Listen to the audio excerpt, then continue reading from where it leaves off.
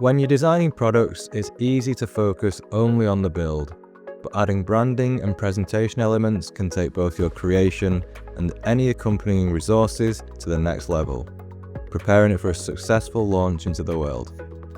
In this course, you'll explore product naming, font selection, color palettes, typographic logos, photography, line diagrams, graphical renders, and product overview videos, all taught through short, actionable steps that cut straight to the point. No hours of tutorials, just quick, practical techniques you can apply right away. We'll also show you how to bring these techniques together in a MakerGuide, a professional, shareable document for open source designs, with skills that can also be applied to brochures, websites, social posts, and more. By the end of the course, you'll have both the skills and the confidence to launch your product, whether you're using it, gifting it, selling it, or releasing it as open source.